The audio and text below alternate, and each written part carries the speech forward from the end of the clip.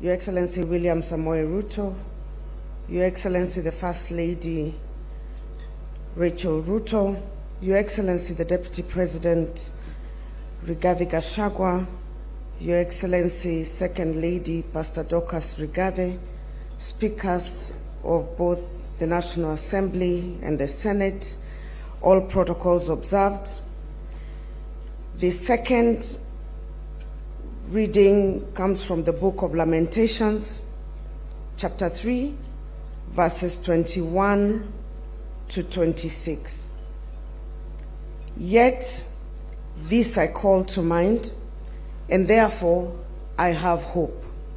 Because of the Lord's great love, we are not consumed, for his compassions never fail. They are new every morning. Great is your faithfulness. I say to myself, the Lord is my portion, therefore I will wait for him.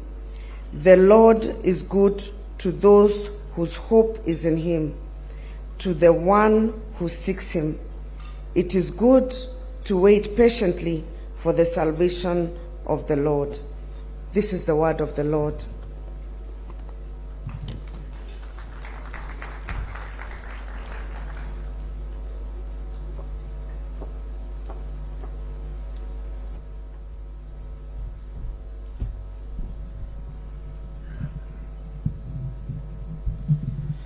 Your Excellencies, let me take this opportunity to invite Lady Justice Jessie Lesit, Judge of the Court of Appeal, and Honorable Lillian Gogo for prayers for hope.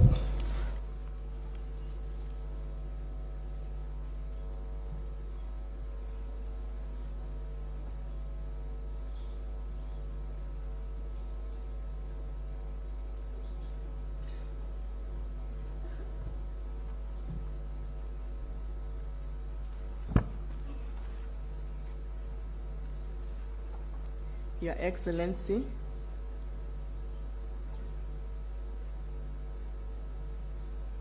the President of the Republic of Kenya, Dr. William Ruto, may I ride on the protocols that have already been established.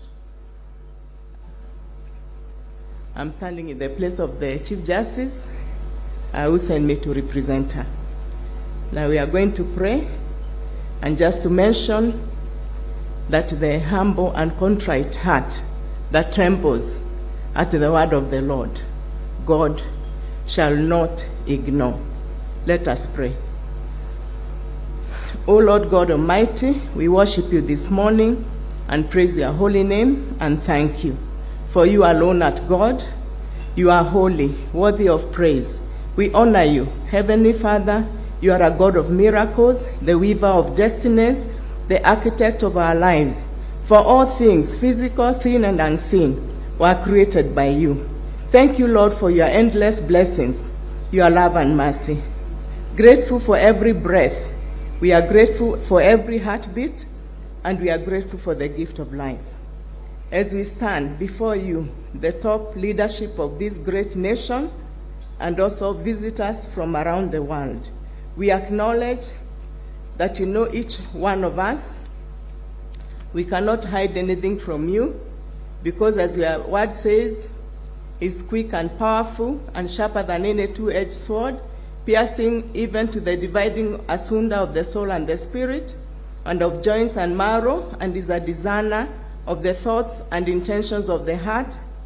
Before you, O Lord God, there is no creature that is not manifest in your sight, but all things are naked and opened to your eyes.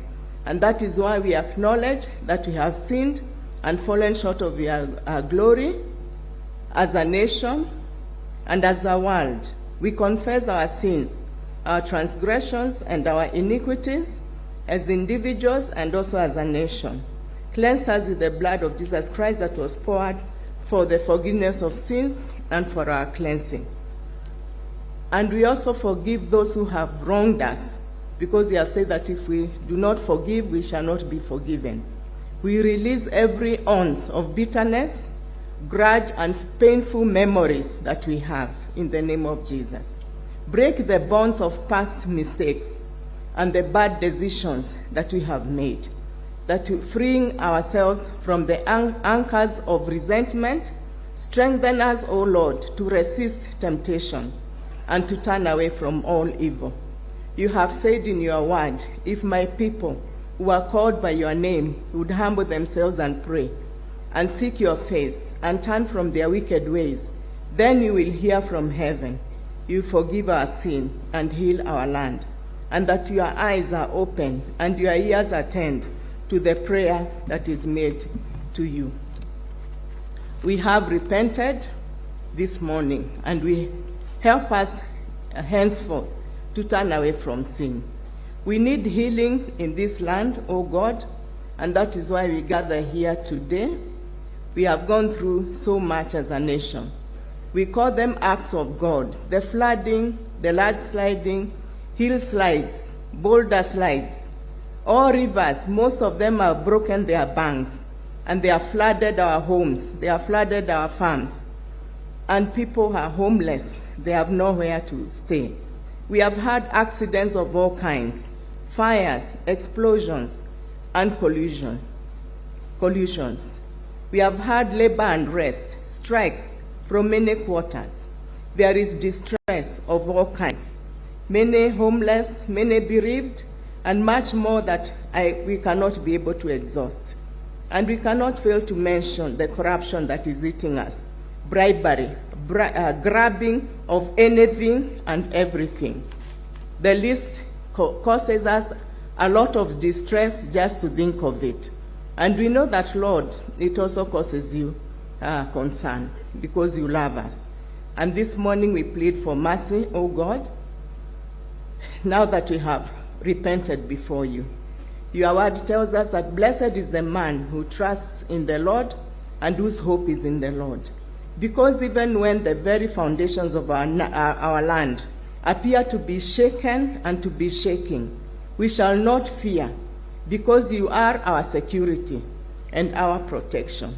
Although the fig tree shall not blossom, neither shall the fruit be in the trees, and the flock shall be cut off, and there shall be no herd in the stores, no harvest, because of what has happened. Yet we shall rejoice in the Lord and joy in the God of our salvation.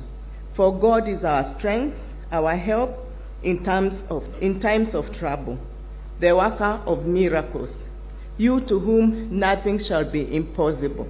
In the face of tough times, we shall put our trust in you, and we know that you will strengthen us and help us. You will uphold us with your righteous right hand, for you love us and delight in helping us, O God, those that trust in you and those that call upon you. We thank you, Lord. We thank you that you will be with us and that you stand with us to see us through every challenge we go through.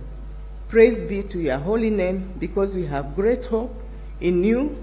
Align our minds to be aligned to your will and to your word, and also to the purposes of our lives, because we have prayed this in Jesus' name.